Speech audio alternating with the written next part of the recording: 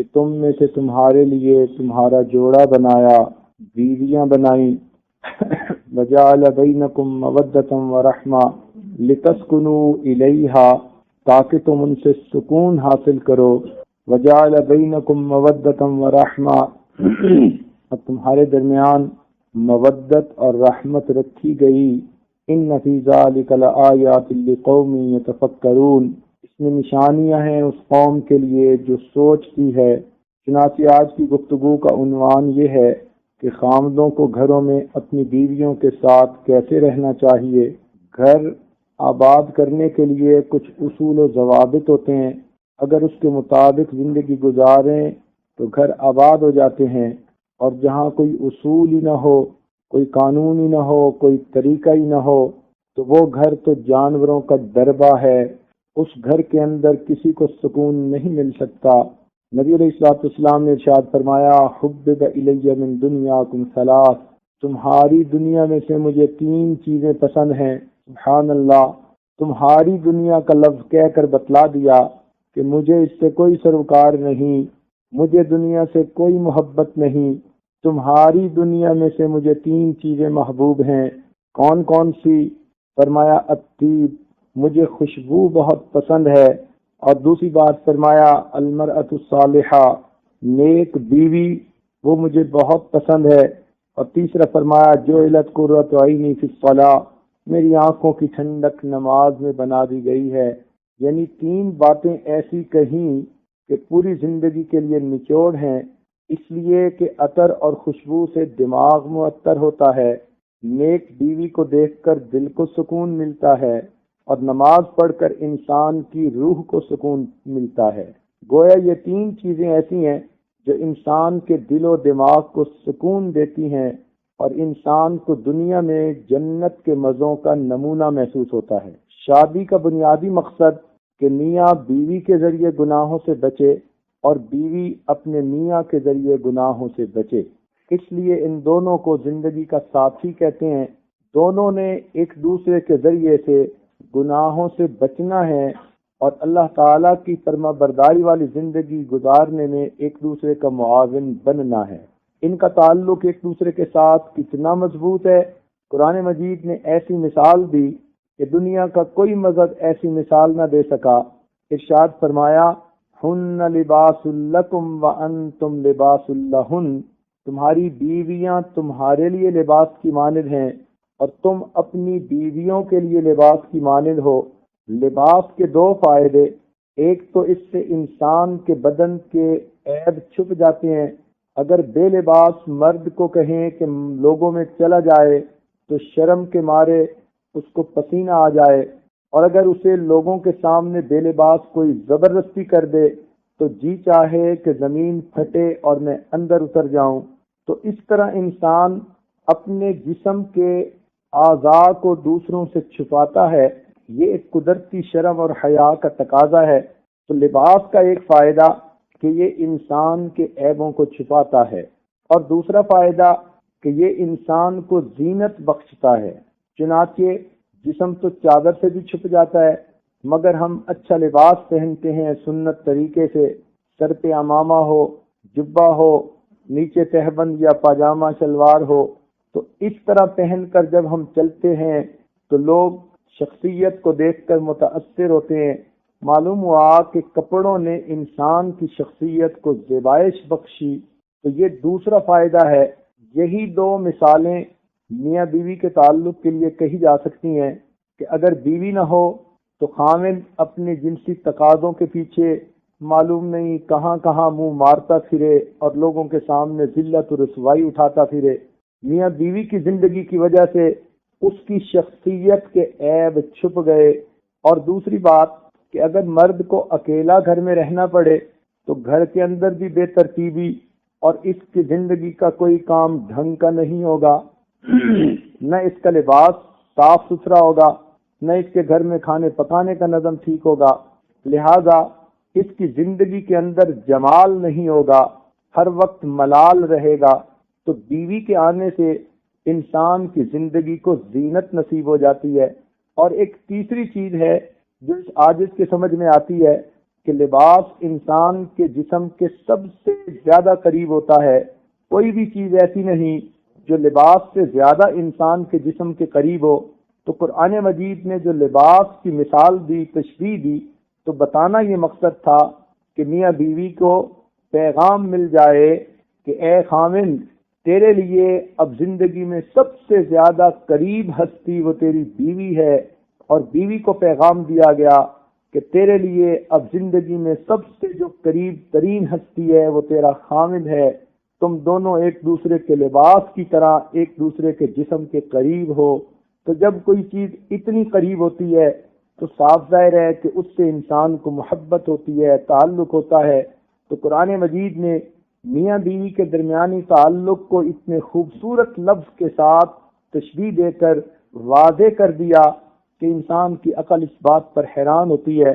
تاہم شادی کا بنیادی مقصد قرآن مجید میں یہ ہے لِتَسْكُنُوا إِلَيْهَا، کہ تاکہ تم اس سے سکون پاؤ. معلوم ہوا کہ جو لوگ شریعت و سنت کے اصولوں والی زندگی گزارتے ہیں ان کی زندگی میں سکون ہوتا ہے. اور جہاں آپ دیکھیں کہ میاں بیوی کی زندگی میں سکون نہیں، ہر وقت کا جھگڑا ہے، چخ چخ ہے، ہر وقت کی جلی کٹی باتیں ایک دوسرے کو کرتے سناتے ہیں، بحث مباحثہ ہے، سمجھ لیں کہ کہیں نہ کہیں دال میں کالا ہے. یا بیوی کی طرف سے کوتاہی ہے یا میاں کی طرف سے کوتاہی ہے. اور عام طور پر ہمارا تجربہ یہ کہ دونوں طرف سے کوتاہی ہوتی ہے. تالی ایک ہاتھ سے نہیں بجتی، دونوں ہاتھوں سے بجا کرتی ہے. تو جب دونوں طرف کمیاں کوتاہیاں ہوتی ہیں تو پھر زندگی کا سکون غارت ہو جاتا ہے اور انسان کے گھر کی زندگی اس کے لیے جہنم کا نمونہ بن جاتی ہے. اب اس پرسکون زندگی کو حاصل کرنے کے لیے قرآن مجید نے دو لفظ بتائے، وَجَعَلَ بَيْنَكُمْ مَوَدَّةً وَرَحْمَةً، اور تمہارے درمیان مودت اور رحمت رکھ دی گئی. مودت کہتے ہیں آپس کے پیار جس میں دوستی کا انداز زیادہ ہو، اس کو مودت کہتے ہیں. اور واقعی شادی شدہ زندگی میں دو حصے ہوتے ہیں، ایک جوانی کا حصہ اور ایک بڑھاپے کا حصہ. جوانی میں میاں بیوی اگر کسی وقت ایک دوسرے سے لڑ جھگڑ بھی بیٹھتے ہیں تو جنسی تقاضا ایسا ہوتا ہے کہ تھوڑی وقت میں پھر ایک دوسرے کے ساتھ اکٹھے ہوتے ہیں. دونوں کو جنسی خواہش مجبور کرتی ہے کہ ایک دوسرے کے ساتھ اکٹھے ہوں. تو معلوم ہوا کہ جوانی کے اندر تو جنسی کشش بھی دونوں کو اکٹھا رکھتی ہے، اس لیے اس میں مودت کا لفظ استعمال کیا، یعنی دونوں میں دوستی کا پہلو غالب ہوتا ہے. لیکن جب بوڑھا ہو جاتا ہے انسان تو پھر اس وقت میاں کو بیوی کی ضرورت نہیں، بیوی کو میاں کی ضرورت نہیں. وہ جنسی تعلق یا تو بہت کمزور ہو جاتا ہے یا پھر بالکل ختم ہو جاتا ہے. تو جوڑ کے رکھنے والا وہ جو جنسی تقاضا تھا وہ تو ختم ہو گیا. اب دونوں میاں بیوی کیسے مل کر زندگی گزاریں گے؟ تو قرآن مجید کا خوبصورت انداز دیکھیے، بلاغت دیکھیے، قرآن مجید کا اعجاز دیکھیے کہ اس کے لیے رحمت کا لفظ استعمال کیا. رحمت کا مراد دوسرے کے اوپر شفقت کا ہونا، ترس کھانا. کیا مطلب کہ اب تمہاری بیوی نے جوانی تمہاری خاطر لٹا دی، اب وہ بڑھیا ہو چکی ہے، اگرچہ اب تمہاری ضرورت کے قابل نہیں، لیکن اتنا عرصہ تمہاری خدمت وہ کر چکی، آفٹر آل اس کا بھی تو کوئی اس کو صلہ ملنا چاہیے. اس لیے قرآن مجید نے رحمت کا لفظ استعمال کیا. چنانچہ بڑھاپے میں خامن کو یہ سوچنا چاہیے کہ جس عورت لڑکی نے اپنی جوانی میرے نام پر گزار دی، میرے بچوں کی تربیت میں گزار دی، میری خادمہ بن کر اس نے میری زندگی میں جوانی گزار دی، اب وہ بڑھاپے میں اگر بیمار بھی ہے، اب بڑھاپے میں اگر وہ ہڈیوں کا ڈھانچہ بھی ہے، جیسی کیسی ہے، اب اس کا کریڈٹ اتنا بن چکا کہ مجھے اس کو اپنے ساتھ رکھنا ہے اور مجھے اس کو اپنے سے دور نہیں کرنا. اسی طرح بیوی بھی سوچے کہ خامن نے اپنی ساری جوانی تو میرے اور بچوں کے لیے گزار دی، اب یہ بیماریوں کا مجموعہ بن گیا، مجھے اس کی خدمت اس لیے کرنی ہے کہ اتنا عرصہ اس نے مجھے محبت دی، پیار دیا، شفقت دی. لہذا یہ رحمت، یہ ترس کا پہلو جب ایک دوسرے پر غالب ہوگا تو پھر بڑھاپے میں بھی دونوں آپس میں محبت ہوگی، بڑھاپے میں انسان کو نسیان کا مرض ہو جاتا ہے، بڑھاپے میں انسان ذرا جلد بازی طبیعت میں آ جاتی ہے، غصہ زیادہ ہو جاتا ہے، لیکن جب ایک دوسرے کے اوپر رحمت اور شفقت کا معاملہ غالب ہوگا پھر ایک دوسرے کی غلطیوں سے درگزر کرنا آسان ہوگا۔ باوجود اپنی کمی کوتاہیوں کے اور بڑھاپے کی بیماریوں کے میاں بیوی بڑھاپے میں بھی محبت بھری زندگی گزاریں گے۔ تو دین اسلام کا حسن دیکھیے کہ ازدواجی زندگی میں دو لفظ استعمال کیے، مودت کا تعلق جوانی کی زندگی کے ساتھ ہے اور رحمت کا تعلق بڑھاپے کی زندگی کے ساتھ ہے۔ بہرحال ہم اگر قرآنی تعلیمات کو اپنی مشعل راہ بنائیں گے تو یقیناً ہمیں قبر میں جانے تک اللہ تعالی سکون کی زندگی عطا فرمائیں گے۔ سنیے، اللہ رب العزت نے حضرت آدم علیہ السلام کو تو مٹی سے بنایا، لیکن جب اماں حوا کو پیدا کیا، روایات میں آتا ہے کہ حضرت آدم علیہ السلام کی پسلی سے ان کو نکالا، گویا عورت کو اللہ تعالیٰ نے مرد کی پسلی سے نکالا۔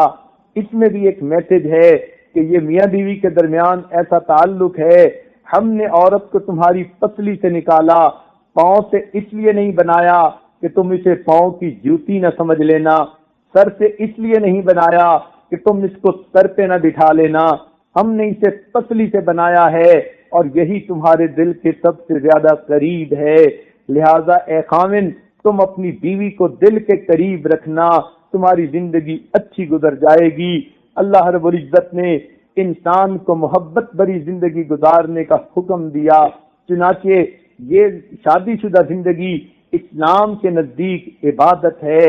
اللہ تعالیٰ فرماتے ہیں لا رہبانیت فی الاسلام، رحمانیت اسلام میں نہیں، فرمایا والرہبانیت نبتدعوہا ما کتبناہا علیہم، کہ رہبانیت جو عیسائیوں نے گھڑ لی تھی وہ تو ایک بدعت تھی، اللہ تعالیٰ نے تو اس کا حکم نہیں دیا۔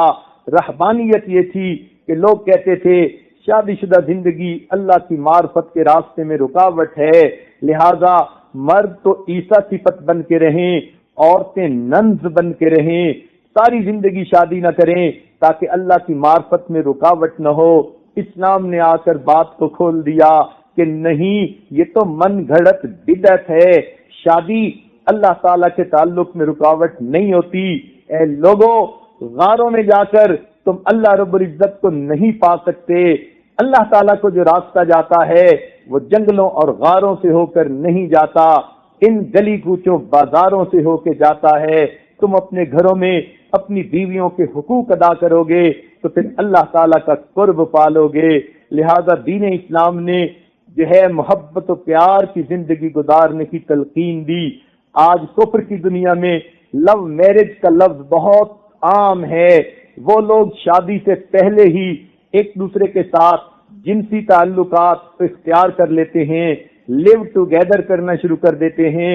شریعت نے، اسلام نے اس کو 100% حرام قرار دے دیا اور فرمایا کہ اسلام میں لو میرج کا تصور نہیں بلکہ لو آفٹر میرج کا تصور ہے۔ جب شادی ہو گئی تو اب آپس میں جتنی محبت و پیار کی زندگی گزار سکتے ہو گزارو۔ شریعت نے شادی کا معاملہ فقط لڑکے اور لڑکی پر نہیں چھوڑا، یہ بات سمجھائی کہ یہ دو انسانوں کا یا جسموں کا ملاپ نہیں، دو خاندانوں کا ملاپ ہے۔ کفر کی دنیا میں شادی دو جسموں کا ملاپ ہوتی ہے اور دین اسلام میں شادی دو خاندانوں کا ملاپ ہوتی ہے۔ اسی لیے لڑکے اور لڑکی کی عمر میں ناتجربہ کاری ہوتی ہے، وہ ایک دوسرے کو صحیح طرح نہیں سمجھ سکتے، جذباتیت غالب ہوتی ہے، ممکن ہے کہ ان کو فیصلہ کرنے میں غلط فہمیاں ہوں اور کل ان کو مصیبتیں اٹھانی پڑیں۔ ماں باپ چونکہ زندگی گزار چکے ہوتے ہیں، a young leading the young is like a blind leading the blind, they can both fall into the ditch، دونوں گڑھے میں گر سکتے ہیں، لیکن صحیح رہنما وہی ہوتا ہے، a real guide is he who has gone all the roads which you want to go، ایک صحیح راہبر وہی ہوتا ہے جو اس راستے پہ چل چکا ہو جس راستے پہ تم چلنا چاہتے ہو۔ تو ماں اور باپ زندگی گزار چکے ہوتے ہیں۔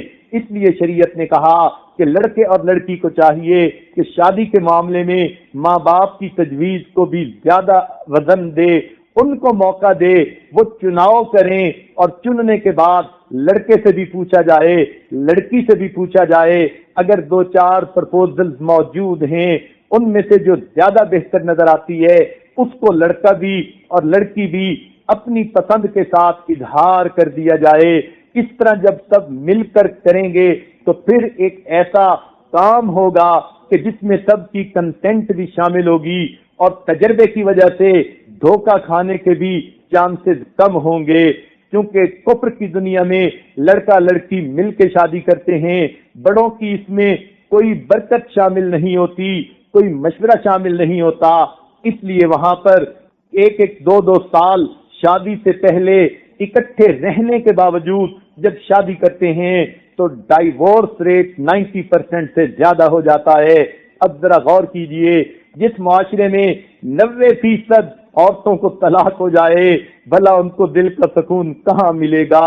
دھکے کھاتی پھرتی ہیں، کبھی ادھر للچا کے دیکھتی ہیں، کبھی ادھر بے سہارا محسوس کرتی ہیں اپنے آپ کو، مگر دین اسلام نے کمزوری کو سامنے رکھتے ہوئے عورت پر شفقت فرمائی اور اس کو یہ پروٹیکشن دی کہ نہیں، نکاح کے ذریعے خاوند تمہارا ذمہ دار بنے گا اور تمہارے ماں باپ اس میں شریک ہوں گے، لہذا وہ تمام رشتے جن میں ماں باپ بھی نیک اور دیندار ہوں اور نیکی اور دینداری کو سامنے رکھیں، بچہ اور بچی بھی اپنی نیکی سامنے رکھیں اور پھر رشتے دین پر طے ہوں، ایسے تمام گھرانوں کے اندر سکون ہوتا ہے اور محبتیں ہوتی ہیں اور پیار ہوتا ہے۔ اس لیے دین اسلام نے لو آفٹر میرج کا تصور دیا۔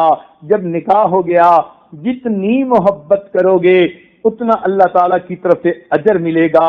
اس اجر کا تصور یہاں تک پیش کیا گیا کہ نبی علیہ الصلوۃ والسلام نے ارشاد فرمایا کہ جب میاں اپنی بیوی کو دیکھ کر مسکراتا ہے، بیوی اپنے میاں کو دیکھ کر مسکراتی ہے، اللہ تعالیٰ ان دونوں کو دیکھ کر مسکراتے ہیں۔ اس سے اندازہ لگانا چاہیے کہ اللہ تعالیٰ محبتوں بھری زندگی کو کتنا پسند کرتے ہیں۔ ہمارا ایک تجربہ ہے کہ ہمارے اس ماحول، مسلمانوں کے ماحول میں 99% مسلمان بچیاں شادی کے وقت جب گھر سے رخصت ہوتی ہیں تو ان کے دل کی یہ نیت ہوتی ہے کہ میں نے آج جا کر اپنا گھر بسانا ہے۔ 99% بچیاں گھر بسانے کی نیت سے گھر سے رخصت ہوتی ہیں، آگے خامن سے منحصر ہے، اگر اس نے صحیح برتاؤ کیا گھر آباد ہو گیا، اگر اس نے مس ہینڈل کر لیا گھر برباد ہو گیا۔ تو گھر کی بنیاد یہ خامن پر منحصر ہوتی ہے کہ وہ کس طرح بیوی کو رکھتا ہے۔ بیوی تو آتی ہی اسی نیت کے ساتھ ہے کہ میں نے تو اپنا گھر بسانا ہے، آخر کار اس نے ماں کو کیوں چھوڑا، باپ کو کیوں چھوڑا، بہن بھائیوں کو کیوں چھوڑا، اپنے وطن کو کیوں چھوڑا، اپنے گھر کو کیوں چھوڑا؟ سب کچھ اس لیے کہ ایک بندے کی خاطر کہ میں جاؤں گی تو اس کا گھر بساؤں گی۔ جو بچی اتنی قربانیاں دے سکتی ہے وہ اس سے زیادہ بھی قربان کر سکتی ہے، مگر اس کو خامن سے محبت ملنی چاہیے، پیار ملنا چاہیے، اچھے اخلاق ملنے چاہیے۔ تو اس سے معلوم ہوا کہ خامن کا برتاؤ اچھا ہو گھر اچھا بن جاتا ہے، خامن کا برتاؤ برا ہو گھر برباد ہو جاتا ہے۔ اسی لیے کسی نے عجیب بات کہی، house is built by hand and house is built by hand but home is built by heart. جب اینٹیں جڑ جاتی ہیں مکان بن جایا کرتے ہیں، لیکن جب دل جڑ جاتے ہیں گھر آباد ہو جایا کرتے ہیں۔ تو خامن کو چاہیے بیوی کو جو گھر لے کے آیا اب دل کو جوڑے اور اپنے گھر کو آباد کرے۔ دیکھیے پھر اللہ تعالیٰ کی طرف سے کیسی رحمتیں ہوتی ہیں۔ خامن حضرات کو یہ بات ذہن میں اچھی طرح ذہن نشین کر لینی چاہیے کہ ہر عورت کے 3 تقاضے ہوتے ہیں، وہ 3 چیزوں کی طلبگار ہوتی ہے، اسے اپنی ازدواجی زندگی میں 3 چیزوں کی ضرورت ہوتی ہے، یعنی ہر شادی شدہ عورت کی 3 ڈیمانڈز ہوتی ہیں۔ ان میں سے پہلی ڈیمانڈ اس کی پروٹیکشن ہوتی ہے، اس لیے وہ گھر بار چھوڑ کے آ جاتی ہے۔ اب جہاں آتی ہے وہ تو خاوند کی وجہ سے آتی ہے، وہاں اس کو پروٹیکشن چاہیے، اپنی جان کی پروٹیکشن، اپنی عزت کی پروٹیکشن، اپنے ایمان کی پروٹیکشن، اس کو پروٹیکشن چاہیے۔ کوئی ایسی جگہ ہو، سر چھپانے کی جگہ اس کے پاس ہو، وہ اپنے گھر میں اپنے بچوں کے ساتھ محفوظ رہ سکے، اس کا خامن اس کی حفاظت کر سکے۔ اگر اس عورت کو پروٹیکشن کی سینس مل گئی تو اس کی ایک ڈیمانڈ پوری ہو گئی، اور یہ اس کا جو ہے فطری تقاضا ہے۔ اگر خامن کسی جگہ بیوی کو ایسا رکھتا ہے کہ اس کو پروٹیکشن ہی نہیں دے پاتا تو پھر گھر کیسے آباد ہوگا؟ لہذا عورت کو پروٹیکشن ملنی چاہیے، اور اس کا یہ بھی ہوتا ہے کہ وہ بھی انسان ہے۔ یہ نہیں کہ اچھی باتیں ہوئیں تو تب تو ٹھیک ہے، ذرا سی غلطی ہوئی ہم تمہیں اکھاڑ کے پھینک دیں گے، جیسے کسی مرجھائے ہوئے پودے کو پھینک دیتے ہیں۔ تو یہ سیلف آف پروٹیکشن اس کے اندر نہیں ہوتی۔ خامن ایسی محبت دے کہ بیوی یہ سمجھے کہ یہ میری اچھائی کو بھی قبول کرے گا، اور اگر مجھ سے کوئی کوتاہی ہوئی، اس کے اندر حلم اتنا ہے، ظرف اتنا ہے کہ یہ میری کوتاہی کو بھی قبول کرے گا، اصلاح کی کوشش کرے گا، یہ نہیں کہ مجھے توڑ کے پھینک دے گا۔ لہذا سب سے پہلی چیز جو بیوی کی ضرورت ہوتی ہے، اس کو پروٹیکشن چاہیے۔ خامن اس کی اچھائی اور برائی کا ذمہ دار بنے، بیوی کو یہ تسلی دے کہ ہاں تم اب میری خاطر یہاں آئی ہو، اب تمہارے نفع نقصان کا میں ذمہ دار ہوں۔ جب خامن کو بیوی یوں محسوس کرے گی کہ یہ میرا سہارا ہے، میرے ساتھ، یہ میرے لیے جو ہے زندگی کا سایہ ہے، مجھے اللہ تعالیٰ نے ایک آسمان کی چھت عطا کر دی اور ایک خامن کے گھر کی چھت عطا کر دی، میں 2 چھتوں میں رہتی ہوں، مجھے اب کیا فکر کی ضرورت ہے؟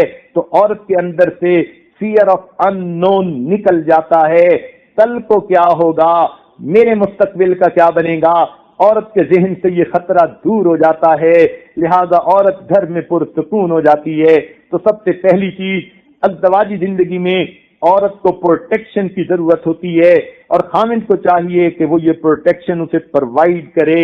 دوسری اس کی ڈیمانڈ جو اس کی شادی شدہ زندگی میں اس کی ضرورت ہوتی ہے کہ اس کو اپنے میاں کی اٹینشن چاہیے ہوتی ہے، خامن کی توجہ چاہیے، خامن اپنی بیوی کو وقت دے، اس کے ساتھ وقت گزارے، اس کا حال احوال پوچھے۔ یہ نہیں کہ خامن جو ہے وہ دفتر کے کاموں میں مصروف ہے اور بیوی گھر میں بیمار ہے تو کئی دن اس کی طبیعت پوچھنے کی فرصت نہیں، اس کو ڈاکٹر کے پاس لے جانے کی فرصت نہیں۔ جب عورت کو جو ہے یہ محسوس ہوگا کہ میرا خامن تو مجھے توجہ ہی نہیں دیتا، میری جو ہے وہ کسی ضرورت کا خیال ہی نہیں رکھتا، تو عورت کبھی بھی پرسکون زندگی نہیں گزار سکتی۔ لہذا خامن کی ذمہ داریوں میں سے ہے کہ وہ اپنی بیوی کو اٹینشن دے۔ اٹینشن کا یہ مطلب نہیں ہے کہ گھر آ کے وقت تو گزار لیا مگر سارا وقت لڑتے جھگڑتے گزار دیا، اسے اٹینشن نہیں کہتے، یہ تو الٹا دوسرے کو بے سکون کر دینا ہوتا ہے۔ اٹینشن سے مراد کہ دوسرے کو توجہ ملے، اس کو سیٹسفیکشن ملے، ہر طرح کی سیٹسفیکشن، مورل سیٹسفیکشن اس کو دینا، یہ بھی خامن کی ذمہ داری۔ سیکسول سیٹسفیکشن دینا، یہ بھی مرد کی ذمہ داری۔ تو اس کو سیٹسفیکشن پرووائڈ کرنا، تسلی مل جائے کہ خامن میرے پاس آیا، اس کے زندگی کے کتنے باتیں ہوتی ہیں اس نے اپنے خامن سے کرنی ہوتی ہیں۔ خامن تو کبھی دفتر میں مصروف، کبھی اپنے بزنس میں مصروف، اور وہاں سے جب واپس آتا ہے تو بیوی بیچاری نے کتنی باتیں ہوتی ہیں جو خامن کے ساتھ شیئر کرنی ہوتی ہیں۔ اب یہ میاں اگر کھانا کھا کے سو جائے گا اور بیوی سے بات بھی نہیں کرے گا تو پھر اس کو وہ مورل سپورٹ کہاں سے ملے گی؟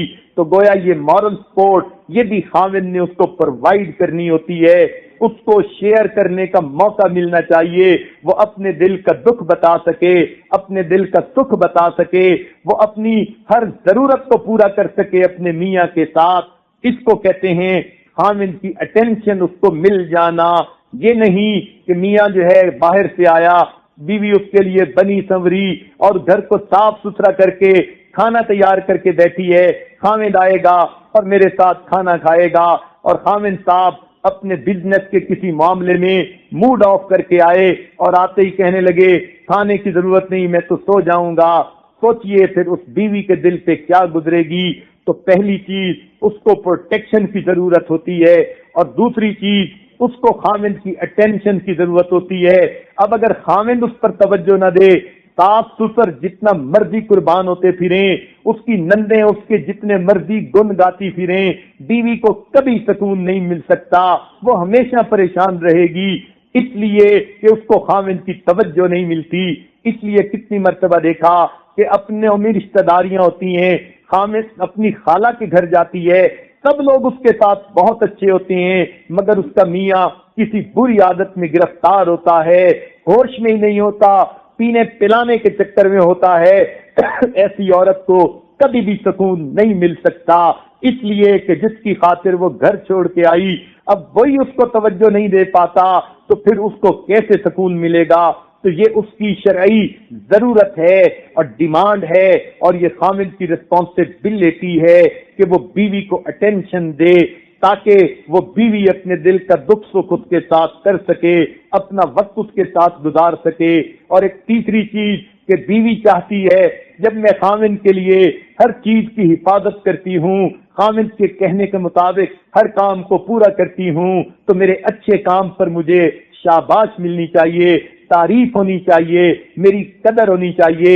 جب اچھے کام بیوی کرے اور خامند اس کی پرواہ نہ کرے، وہ انکنسیڈریٹ بن جاتا ہے، پھر بیوی کو کہاں سکون ملے گا؟ کیونکہ اس نے تو بیوی کی جو ہے کسی اچھی بات کا دھیان ہی نہ دیا. بیوی اس کی خاطر اچھے اچھے کھانے بناتی ہے، یہ کھا تو لیتا ہے، مگر کوئی ایک بات ایسی نہیں کہتا جس سے اس کی انکریجمنٹ ہو یا جس سے اس کو ورڈ آف سیٹسفیکشن مل جائیں، ورڈز آف انکریجمنٹ مل جائیں، تو پھر بیوی کو سکون نہیں ملتا. لہذا تین چیزیں ابتدا میں یہ بات سمجھ لیجئے کہ ہر دنیا کی ہر بیوی کی یہ ضرورت ہوتی ہیں. ایک اس کو سینس آف پروٹیکشن ملنی چاہیے، دوسرا اس کو خامند کی اٹینشن ملنی چاہیے، اور تیسرا اس کو اپریسیشن ملنی چاہیے. اس لیے کہ یہ اپریسیشن انسان کی فطرت ہے. ہر بندہ اچھا کام کرتا ہے تو چاہتا ہے کہ میرے اچھے کام کو اچھا کہا جائے، تو اگر کوئی اچھے کو اچھا نہ کہے اس کا دل ٹوٹتا ہے. اس لیے یہ فطری تقاضا ہے، خامند کو یہ تینوں چیزیں پوری کرنی ہیں، مگر چونکہ دین کا علم نہیں ہوتا اس لیے خامدوں کی طرف سے کوتاہیاں ہوتی ہیں، غلطیاں ہوتی ہیں. آج کی اس محفل میں کیونکہ خامند کے عنوان سے بتانا ہے کہ خامند کو گھر میں کیسے رہنا چاہیے، اس لیے ابتدا میں 10 ایسی خطرناک غلطیاں بتا دیتے ہیں جو اکثر و بیشتر خامند حضرات کر لیتے ہیں اور جن کی وجہ سے گھر کی زندگی بے سکون ہو جاتی ہے. خامند حضرات تک اگر اس عاجز کی آواز پہنچے، وہ اس کو توجہ سے سنیں، دل کے کانوں سے سنیں اور اس کو اپنے پلے باندھ لیں. سب سے پہلی بات کہ خامند کو چاہیے اپنی بیوی کو کبھی بھی نظر انداز نہ کرے. یہ عام طور پر نوجوان بچوں کی عادت ہوتی ہے. اول تو گھر میں آتے دیر سے ہیں، اگر آ بھی جاتے ہیں ادھر ادھر کے کاموں میں مصروف رہتے ہیں، بیوی کو وقت نہیں دیتے، اگر اس کو نظر انداز کر دیتے ہیں، محفل میں بیٹھیں گے، لوگوں کو توجہ دیں گے، بیوی کی طرف دھیان نہیں ہوگا. اگر رشتہ داروں کی عورتیں آ گئیں ان کے ساتھ بڑے خوشی سے باتیں کریں گے، مگر بیوی کے ساتھ بات کرنے کی فرصت نہیں. یاد رکھیے خامند جو ہے یہ بہت بڑی خطرناک غلطی کرتا ہے، اپنی بیوی کو اگنور کر رہا ہوتا ہے. اس کے اوپر آپ نے کتنی حکایتیں سنی ہوں گی، کتنی باتیں سنی ہوں گی کہ اپنی جوانی کے نشے میں وہ یوں سمجھتا ہے یہ تو اب ہے ہی بیوی، اب اس کو جو ہے توجہ دینے کی یا محبت دینے کی کیا ضرورت ہے. یہ بہت بڑی غلطی ہوتی ہے. لہذا بیوی کو کبھی بھی نظر انداز نہیں کرنا چاہیے. بلکہ لطیفہ مشہور ہے کہ خامند بیٹھا کتاب کا مطالعہ کئی گھنٹوں سے کر رہا تھا، بیوی بیچاری آگے پیچھے طواف کرتی پھر رہی تھی، کبھی تو ہماری طرف بھی محبت کی نظر اٹھا کے دیکھ لے، مگر خامند کو کام سے فرصت نہیں تھی. چنانچہ جب اس نے دیکھا تب تو سونے کا وقت بالکل ہی قریب آ گیا اور اس کی تو آنکھیں ہی بند ہو رہی ہیں، تو بیوی قریب آئی اور آ کر کہنے لگی کاش میں بھی کوئی کتاب ہوتی، اتنے گھنٹے آپ مجھے بھی بیٹھ کے دیکھتے رہتے. اب خامد نے بیوی کی طرف دیکھا اور کہنے لگا ہاں تمہیں تو کوئی ڈائری ہونا چاہیے تھا تاکہ ہر سال میں ڈائری کو بدل لیا کرتا. اب اگر خامد کی سوچ ایسی ہوگی سوچئے پھر جو ہے بیوی کو کہاں سکون ملے گا۔ تو سب سے پہلے کہ بیوی کو کبھی بھی نظر انداز نہیں کرنا چاہیے۔ اگر دوسروں کے ساتھ محبت و پیار سے باتیں کرتا ہے محرم عورتوں سے، تو بیوی تو ان سے بھی زیادہ محبت و پیار کی مستحق ہے، اس سے بھی محبت کی باتیں کرنی چاہیے۔ بلکہ ایک کسی کافر نے اپنے ماحول کے اندر یہ بات کہی کہ جس پیار کی نظر سے خامد اپنے ہمسائے کی لڑکی کو دیکھ لیتا ہے، اگر کبھی اس نظر سے ایک مرتبہ دن میں ایک بار اپنی بیوی کو دیکھ لے تو اس کا گھر کبھی برباد نہیں ہوگا۔ تو معلوم ہوا کہ خامد کو چاہیے اپنی بیوی کو نظر انداز کبھی بھی نہ کرے، اس کو بھرپور توجہ دے، اس کو محسوس کروائے کہ نہیں، میرے نزدیک تم بہت کچھ ہو، میرے ہاتھ میرے دل میں تمہارے لیے بڑی جگہ ہے، بڑا مقام ہے۔ تو یہ بیوی کو سیٹسفیکشن مل جاتی ہے۔ تو یہ خطرناک غلطی انسان کبھی نہ کرے کہ بیوی کو نظر انداز نہ کرے۔ کئی خاوند آپس میں بیٹھ کے باتیں کرتے ہیں، اور جی میں نے تو کبھی بیوی کو کوئی ویلیو ہی نہیں دی۔ وہ پرلے درجے کے بے وقوف ہوتے ہیں، ان کو شریعت کا پتہ ہی نہیں ہوتا، لگتا ہے شریعت کی ہوا ہی نہیں لگی ہوتی، اس لیے وہ کہتے ہیں ہم تو اپنی بیوی کو نظر انداز کرتے ہیں۔ یہ پہلی خطرناک غلطی۔ اور دوسری خطرناک غلطی یہ کرتے ہیں کہ بیوی کے سر پہ ہر وقت تلوار طلاق والی لٹکا دیتے ہیں۔ ذرا سی کوئی بات ہوئی، میں تمہیں فیصلہ دے دوں گا، میں تمہیں گھر پہنچا دوں گا، تم کیا سمجھتی ہو، مجھے کئی رشتے ملتے ہیں، میں تمہیں جو ہے چھوڑ دوں گا۔ یاد رکھنا، جس خامن نے بیوی کے سر پہ طلاق کی تلوار لٹکا دی، اب اس بیوی کو کبھی سیٹسفیکشن نہیں ہو سکتی۔ خامن کو ایک دفعہ کہہ کے چلا گیا میں تمہیں طلاق دے دوں گا ورنہ، اور وہ تو نہیں سوچتا کہ بیوی کے ذہن کے اندر کیا طوفان مچ گیا۔ اس کو جو ہے اب بے سہارا اپنی ذات نظر آنے لگ گئی۔ اب وہ بیٹھ کے سوچتی رہتی ہے اگر یہ بندہ مجھے چھوڑ ہی دے تو میرا بنے گا کیا۔ اب وہ کیا کرتی ہے، یا تو پھر والدین سے اپنی ایکویشن اور پکی کر لیتی ہے، ان کو اپنی ہر بات میں رازدار بناتی ہے۔ اگر مجھے خامد کبھی دھکا دے دے، کم از کم میں اپنے ماں باپ کے پاس تو چلی جاؤں، کیونکہ اب اس کو سینس آف پروٹیکشن نہیں رہی۔ یا کبھی وہ یہ سوچتی ہے کہ اگر خامد مجھے چھوڑ دے میں کیا کروں، چنانچہ وہ کہے گی اچھا میں جاب کر لوں گی، ماں باپ کے گھر تو جا نہیں سکتی، اس لیے مجھے اپنے آپ کو جو ہے سنبھالنا ہے۔ لہذا اب اس کے ذہن میں شیطان الٹی سیدھی باتیں ڈالے گا، تم اس طرح اپنے آپ کو سپورٹ کر لینا، تم اپنا تعلق فلاں سے بھی رکھو فلاں سے بھی رکھو۔ بلکہ ہم نے تو یہ تجربہ کیا کہ جو لوگ کہتے ہیں ہم تمہیں طلاق دے دیں گے، بات پر ان کی بیویاں اگر دیندار نہ ہو تو وہ دوسرے مردوں کے چکر میں پڑ جاتی ہیں، ان کو بھی سٹینڈ بائی کے طور پر رکھتی ہیں، پھر ان کے ذہن میں گناہ نہیں رہتا۔ شیطان ان کو سکھاتا ہے یہ خامد تو پتہ نہیں کب تمہیں چھوڑ دے، اور ماں باپ کے گھر جا کے تو میں نے بیٹھنا نہیں، لہذا اب مجھے کسی اور کو سٹینڈ بائی رکھنا چاہیے۔ لہذا یہ عورت اپنے خامد کے گھر رہتے ہوئے کسی نہ کسی سے اپنا تعلق اس درجے میں رکھتی ہے اگر یہ مجھے چھوڑے تو کوئی دوسرا اپنانے والا ہو۔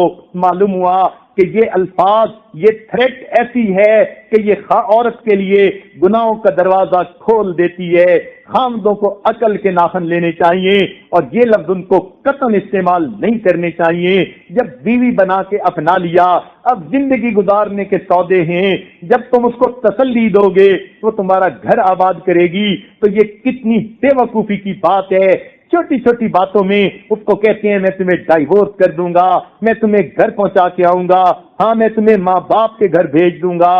تو اس سے کیا ہوتا ہے کہ عورت کے ذہن میں فیئر آف ان نون رہتا ہے، لہذا وہ خامد کے ساتھ کبھی وفادار نہیں رہتی۔ خامد نہیں سمجھتا طلاق کا لفظ عورت کے لیے بجلی کی طرح ہوتا ہے، لہذا اس لفظ کو کبھی بھی استعمال نہیں کرنا چاہیے۔ ویسے بھی حدیث پاک میں آتا ہے کہ جتنی چیزوں کو اللہ نے جائز فرمایا ان میں سب سے ناپسندیدہ چیز طلاق ہے، تو شریعت نے اس کو پسند نہیں کیا۔ ہاں ضرورت اور موقع کے مناسب کبھی ضرورت پڑ جاتی ہے کہ طلاق ہی علاج ہوتا ہے کسی کے حل کے مسئلے کا، تو اس لیے شریعت نے جائز تو کہہ دیا مگر اس کو پسند نہیں کیا۔ لہذا خامدوں کو چاہیے طلاق کا لفظ کبھی اپنی زبان سے مت نکالیں۔ چنانچہ ہمارے تجربے میں ایک بات آئی، ایک میاں بیوی تھے، میاں صاحب نے ایم اے کیا ہوا تھا، کالج کے اندر پروفیسر تھے، اور ان کی بیوی نے ایم اے LLB کیا ہوا تھا۔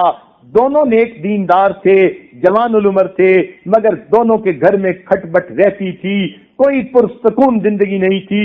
شادی کو 7 سال گزر گئے، 10 سالوں میں کوئی سکون کا دن انہوں نے شاید گزارا ہوگا۔ چنانچہ جب دونوں سلسلے میں داخل ہوئے تو دونوں کے اپنی اپنی طرف سے یہ بات پہنچائی، بیوی نے علیحدہ خط میں لکھی، خاوند نے علیحدہ بیٹھ کر بات کی کہ ہم آپس میں کوئی سیٹ نہیں ہو پائے، اگرچہ لکھے پڑے ہیں، اگرچہ ہم دیندار ہیں، لیکن لگتا ہے کہ ہماری گاڑی لمبی نہیں چلے گی۔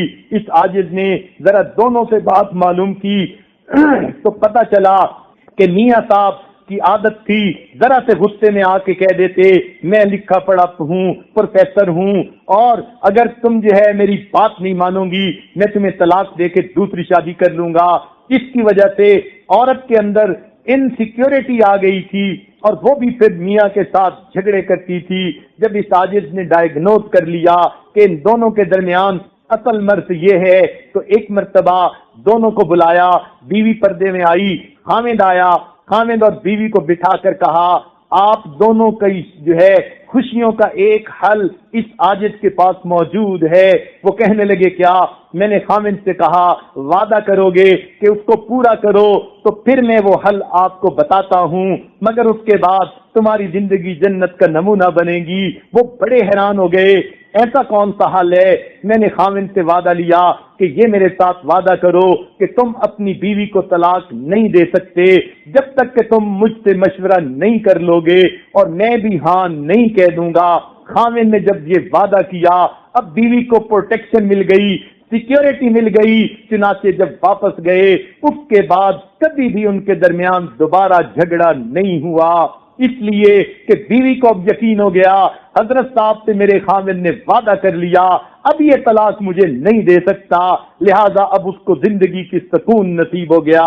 تو خاوند لوگ یہ بہت بڑی کوتاہی کر لیتے ہیں، ان کو پتہ ہی نہیں ہوتا کہ یہ لفظ عورت کے ذہن میں کتنا انقلاب برپا کر دیتا ہے، اس کو ذہن میں منافقت پیدا کر دیتا ہے، اس کی شخصیت کو توڑ کے دو میں بدل دیتا ہے، سپلٹ پرسنالٹی وہ بن جاتی ہے۔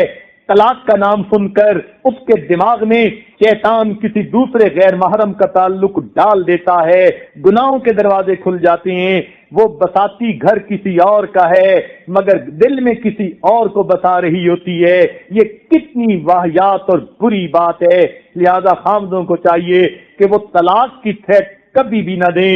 ہاں مسائل ہوتے ہیں، پرابلمز ہوتے ہیں، ان کے جائز اور بھی طریقے ہیں سمجھانے کے۔ ایک طلاق کا لفظ تو سمجھانے کے لیے اللہ نے نہیں بنایا، لہذا چاہیے کہ ہمیں اس کے سمجھانے کا طریقہ جو ہے وہ اختیار کرنا چاہیے۔ قرآن مجید میں جہاں میاں بیوی کے درمیان کوئی رنجش ہوئی یا بیوی نے غلطی کی تو قرآن مجید نے اس کی تعدیب کا طریقہ بتایا۔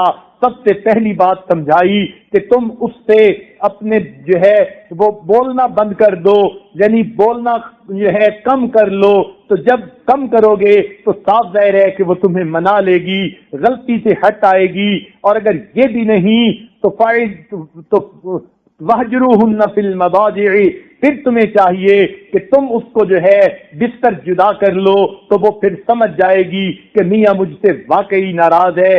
اب جب اتنی باتیں بتائی گئیں تو اس میں کہیں طلاق کا لفظ تو نہیں لیا گیا، تو معلوم ہوا شریعت بھی چاہتی ہے کہ سمجھانے کے طریقے اور بھی ہیں، پہلے ان کو کیا جائے، حتیٰ کہ اگر وہ فحش غلطی گناہ بھی کر بیٹھی ہے، شریعت کہتی ہے اس کے بعد تم اس کو اگر مارنا بھی چاہو تو شریعت تمہیں تھوڑی اجازت دے گی، مگر اس کی بھی حدود و قیود ہیں، اور یہ عام بات پہ نہیں کہ نمک تیزوں پہ ہاتھ اٹھا لیا، یہ اس عورت کے لیے ہے کہ جو اخلاقی غلطی کر بیٹھی، اس پر مرد کو حکم دیا گیا کہ پہلے تم اس سے ناراض ہو، وہ تمہیں منائے، پھر بھی نہیں سمجھی بستر جدا کر لو، پھر بھی نہیں سمجھی اب ذرا اس کو تھپڑ بھی 2-4 لگا دو، مگر پشت پہ لگاؤ، چہرے پہ نہیں لگا سکتے۔ ایک صاحب کہنے لگے وہ جی اسلام میں بیوی کو مارنے کا حکم ہے. میں نے اسے کہا کہ مارنے کا حکم تو ہے مگر کس صورتحال میں؟ کہنے لگا ہاں اگر وہ کوئی اخلاقی غلطی کر لے پھر مارنے کا حکم ہے. میں نے کہا آپ کیا چاہتے ہیں کہ وہ اخلاقی غلطی کر کے آئے، اب خامند کو چاہیے کہ اس کو حلوہ کھلائے کہ ہاں تم نے بہت اچھا کام کیا، میں تمہیں آئس کریم لا کے کھلاتا ہوں. اس کا تو حل یہی ہے، جب سمجھانے سے بھی نہیں سمجھ رہی تو پھر ایک وقت ایسا آتا ہے کہ لاتوں کے بھوت پھر باتوں سے نہیں مانا کرتے. اس لیے شریعت نے پھر اس کو علاج کے طور پر یہ کڑوی دوا پلانے کا حکم دیا. مگر اس دوران کہیں طلاق کا لفظ تو نہیں آیا قرآن کی آیت میں. تو معلوم ہوا کہ شریعت بھی یہ چاہتی ہے کہ مسائل کا حل ڈھونڈا جائے مگر طلاق حل نہیں ہے.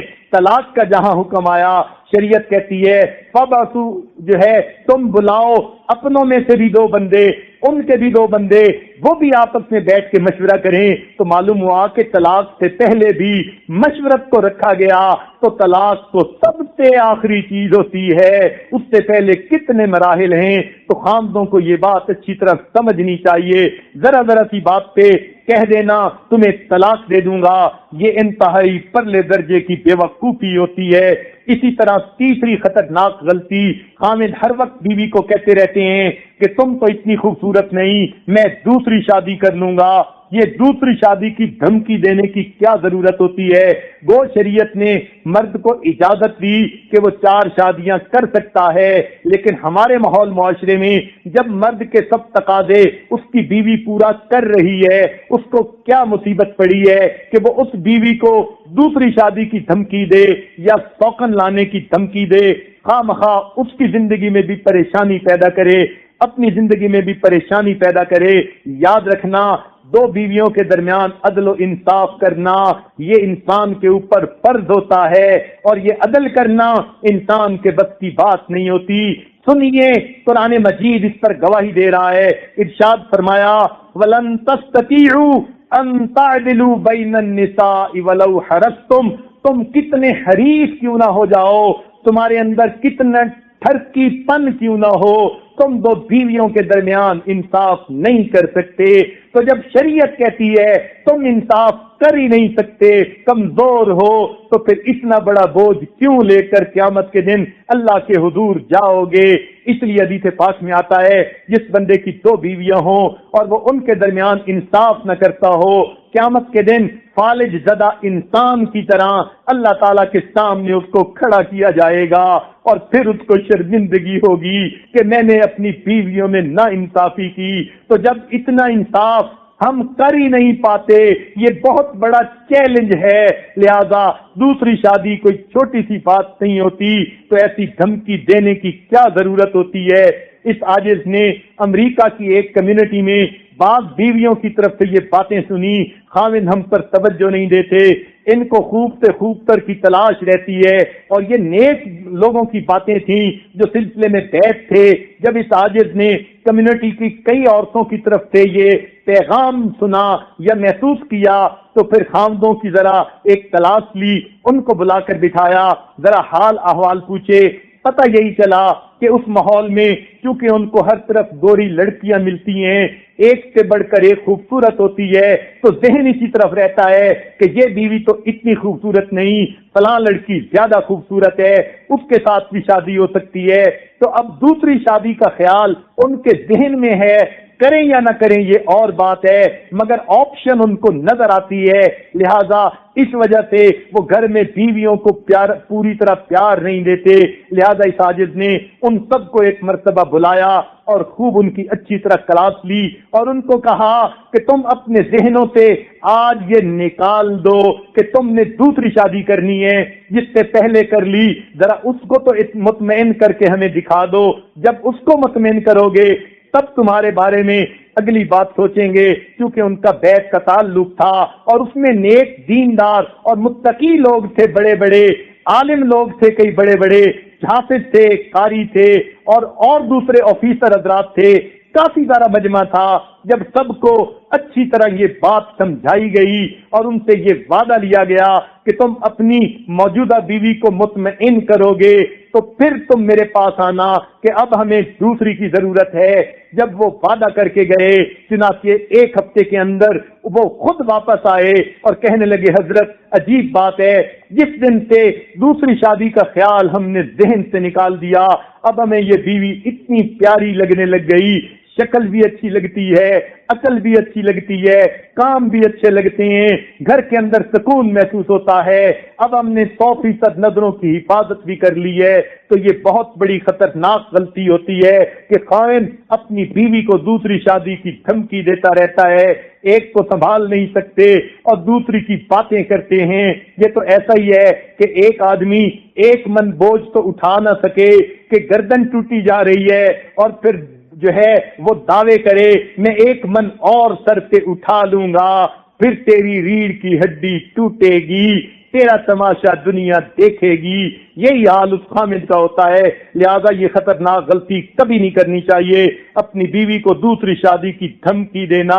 یاد رکھنا اگر تمہیں دوسری بیوی مل سکتی ہے تمہاری بیوی کو دوسرا خامد بھی مل سکتا ہے. اگر تمہارے ریئیکشن میں آ کے کبھی بیوی نے یہ جواب دے دیا ہاں میں بھی دوسری شادی کر کے دکھاؤں گی تو کیا لڑکی کو لڑکا نہیں مل سکتا؟ پھر تمہارا کیا بنے گا؟ لہذا یہ انتہائی بڑی بے وقوفی ہوتی ہے، بیوی کو کبھی دوسری شادی کی دھمکی نہیں دینی چاہیے. تیسری نہ چوتھی خطرناک غلطی عام طور پر خامن لوگ یہ کر لیتے ہیں کہ اپنی بیوی کی کسی غلطی پر اسے لوگوں کے سامنے روک ٹوک کرتے ہیں، لوگوں کے سامنے اس کا مذاق اڑا لیتے ہیں، لوگوں کے سامنے اس کو بے عزت کر دیتے ہیں، ڈانٹ پلا دیتے ہیں. اپنے طور پہ تو وہ اچھے بن جاتے ہیں، دوسروں کو میسج مل جاتا ہے کہ دیکھو گھر میں میرا کتنا کنٹرول ہے. بہن کے سامنے بیوی کو ڈانٹ پلا دی، ماں کے سامنے بیوی کو ڈانٹ پلا دی اور بہن اور ماں کی نظر میں بڑے اچھے بن گئے کہ ہاں ہمارا بیٹا تو بڑا کنٹرول رکھتا ہے گھر میں. بہن کہتی ہے میرے بھائی کا تو گھر میں بڑا کنٹرول ہے. تو ماں بہن کی نظر میں اچھے بن گئے مگر اپنی بیوی کی نظر میں تم نے اپنے وقار کو صفر بنا دیا. اس لیے ہر ایک کی اپنی عزت نفس ہوتی ہے. جب کسی کی عزت نفس کو مجروح کیا جائے گا تو پھر اس انسان کا دل ٹوٹ جائے گا اور یہ چیز گناہ ہوتی ہے. ارے چھوٹے بچے کو لوگوں کے سامنے ڈانٹ دیا جائے وہ رونا شروع کر دیتا ہے، اس کی عزت نفس مجروح ہوتی ہے. اور عورت تو پھر بالآخر بڑی ہوتی ہے، اس کو تو عزت نفس کی زیادہ پرواہ ہوتی ہے. لہذا اس کی عزت نفس کا خیال کرنا چاہیے، اس کو نصیحت کرنی ہے، تنہائی میں کرو، اور اگر تعریف کرنی ہے لوگوں کے سامنے کرو. اس کو زندگی کا اصول بنا لو. تنہائی میں بیوی کو اگر جلی کٹی بھی سنا دو گے بیچاری برداشت کر جائے گی مگر لوگوں کے سامنے کی ذلت برداشت کرنا مشکل ہوتا ہے. اس لیے کسی کی ایگو کو ہرگز جو ہے ٹریگر نہیں کرنا چاہیے. اور یہ بات ذہن میں رکھیں کہ بیوی کو دوسروں کے سامنے کبھی بھی اس طرح تنقید کا نشانہ نہ بنائے. وہ زندگی کی ساتھی ہے، تھوڑا وقت دونوں کو علیحدگی میں ملتا ہے، ایک دوسرے کو سمجھا لو جو سمجھانا ہے. لوگوں میں تم اس قسم کی باتیں کرو گے تمہاری اپنی ایکویشن ان بیلنس ہو جائے گی. لہذا چوتھی غلطی کہ لوگوں کے سامنے اپنی بیوی کو بے عزت نہیں کرنا چاہیے، عزت نفس کو مجروح نہیں کرنا چاہیے. بلکہ ماہر نفسیات نے لکھا ہے کہ بچہ جب تنہائی میں گرتا ہے اور اس کو زیادہ چوٹ لگتی ہے وہ نہیں روتا، اٹھ کے کھڑا ہو جاتا ہے. لیکن اگر لوگوں کے سامنے گر جائے آدھی چوٹ بھی لگے رونا شروع کر دیتا ہے، اس لیے کہ لوگوں کے سامنے اس کی عزت نفس مجروح ہوتی ہے. وہ درد سے نہیں رو رہا ہوتا، عزت نفس مجروح ہونے کی وجہ سے رو رہا ہوتا ہے. لہذا عزت نفس کو مجروح کبھی بھی انسان نہ کرے. اور یہ 4 باتیں ہوئیں. 5ویں خطرناک غلطی عام طور پر خامد یہ کرتے ہیں کہ بیوی کو وقت نہیں دیتے، بلکہ وقت ملا اب امی کے پاس بیٹھے باتیں چل رہی ہیں اور رات کے 12 بج گئے، نیند سے جب آنکھیں پر ہو گئیں اب کمرے میں آ کے دھم سے لیٹ گئے اور بیوی سے بات بھی نہیں، کوئی پوچھنا بھی نہیں کہ تم جیتی ہو یا مرتی ہو، تمہاری طبیعت ٹھیک ہے یا بیمار ہو. اب ایسا اگر خامن بیوی کو وقت ہی نہیں دے گا تو صاف ظاہر ہے کہ یہ بہت بڑی غلطی ہے، یہ اس کا شرعی تقاضا ہے کہ بیوی کو وقت ملے خامند کا، لہذا وقت دینا چاہیے۔ کچھ نوجوانوں میں یہ عادت ہوتی ہے، دوستوں کی محفل کی زینت بن کے بیٹھ جاتے ہیں اور رات کو 12-1 بجے گھر آنے کی عادت ہوتی ہے۔ یہ لوگ اپنے گھر کو اجاڑ بیٹھتے ہیں، دوستوں کی محفل کو سنوار بیٹھتے ہیں، تو بھلا کیا فائدہ اس کا؟ لہذا بیوی کو وقت دینا چاہیے۔ کئی گھر میں آ تو جلدی جاتے ہیں لیکن بہن بھائیوں میں بیٹھے ہیں یا کسی یعنی ماں کے پاس بیٹھے ہیں، والد کے پاس بیٹھے ہیں، دوسرے افراد خانہ کے پاس بیٹھے رہتے ہیں مگر بیوی کو وقت نہیں دیتے۔ یہ چیز بالآخر جو ہے جھگڑے کا ذریعہ بنتی ہے۔ یہ بیوی کا بنیادی وقت ہے، حق ہے کہ خامد اس کو وقت دے۔ کئی مرتبہ نیکوکاری کی وجہ سے لوگ اپنی بیوی کو وقت نہیں دے سکتے۔ اب میں مراقبے میں جا رہا ہوں، محفل ذکر میں جا رہا ہوں، میں پیر صاحب کی محفل میں جا رہا ہوں، یا اب میں اپنے استاد سے پڑھنے کے لیے جا رہا ہوں، مدرسے میں جا رہا ہوں، یا اب میں گشت کرنے کے لیے جا رہا ہوں۔ یہ سب لوگ دین کے کاموں میں لگنے والے، مگر ان کو دین کے کام کو اتنا اوپر سوار کر لیتے ہیں کہ بیوی کو گھر میں وقت نہیں دیتے۔ یہ نیک لوگ ہوتے ہیں، متقی پرہیزگار ہوتے ہیں، مگر بہت بڑی غلطی کر لیتے ہیں۔ جب بیوی کو وقت نہیں دیتے تو نتیجہ اس کا کیا ہوتا ہے؟ گھر کی زندگی بے مزہ ہوتی ہے۔ چنانچہ ایک مرتبہ امیر المومنین حضرت عمر لانو کے دور میں ایک عورت آئی، ابی بن کعب لانو کی عدالت تھی، ان کے سامنے آ کر اس نے اپنے خامد کی تعریفیں شروع کر دیں، کہنے لگی میرا خامد بڑا نیک ہے، بہت اچھا ہے، سارا دن روزہ رکھتا ہے، ساری رات نوافل پڑھتا ہے، اللہ کا قرآن پڑھنے میں گزار دیتا ہے۔ اور یہ کہہ کے وہ چپ ہو گئی۔ حضرت عمر لانو بڑے حیران ہوئے کہ یہ عورت اپنے خامد کی بڑی تعریفیں کر رہی ہے۔ تھوڑی دیر بعد پھر پوچھا تو کیوں آئی؟ اس نے پھر یہی کہا میرا خامد بڑا نیک ہے، سارا دن روزہ رکھتا ہے، ساری رات عبادت میں گزار دیتا ہے۔ یہ کہہ کر پھر چپ ہو گئی۔ عمر لانو بات نہ سمجھ سکے، حیران تھے، تو ابی بن کعب لانو نے کہا کہ امیر المومنین، اس عورت نے بڑے پیارے لفظوں سے اپنے خاوند کی ایک کمزوری آپ کے سامنے پیش کر دی اور یہ آپ کی خدمت میں حاضر ہوئی ہے تاکہ آپ اس کے خاوند کو سمجھائیں۔ عمر لانو نے کہا کون سی کمزوری؟ اس کا خاوند تو بڑا نیک نظر آتا ہے۔ انہوں نے فرمایا یہی تو وہ کہنا چاہتی ہے، سارا دن روزہ رکھتا ہے اور ساری رات عبادت کرتا ہے، بیوی کے پاس گزارنے کے لیے اسے فرصت ہی نہیں۔ تب عمر لانو سوچنے لگے وہ کتنے پیارے انداز سے بیوی نے اپنے خاوند کی شکایت کی۔ چنانچہ انہوں نے خاوند کو بلایا، وہ ایک صحابی تھے، بڑے نیک تھے، اللہ کی محبت میں سرشار تھے، اللہ کی محبت ان کو دن میں بھی روزے سے رکھتی اور ساری رات مصلی پہ کھڑا رکھتی، قرآن کی تلاوت کی لذتیں لیتے تھے۔ جب وہ آئے تو انہوں نے بھی کہا جی ہاں میری بیوی کی طرف اتنا توجہ نہیں جاتی، لہذا میں اللہ کے قرآن میں اتنا مزہ پاتا ہوں۔ تو حضرت عمر لانو نے ابی بن کعب لانو سے فرمایا جب آپ نے مسئلے کو سمجھا اب آپ مسئلے کا حل بھی آپ سمجھا دیجئے۔ چنانچہ ابی بن کعب لانو نے ان کو کہا کہ دیکھو شریعت نے حکم دیا ہے اس لیے تم اپنی بیوی کو وقت دو، تمہیں چاہیے اگر تم 3 دن روزہ رکھنا بھی چاہتے ہو تو رکھو، مگر چوتھا دن افطار کرو اور وہ دن تم اپنی بیوی کے ساتھ گزارو۔ چنانچہ یہ کہہ کر وہ تو چلے گئے میاں بیوی، بیوی بھی خوش تھی، ہر 3 دن کے بعد مجھے خاوند سے وقت مل جائے گا۔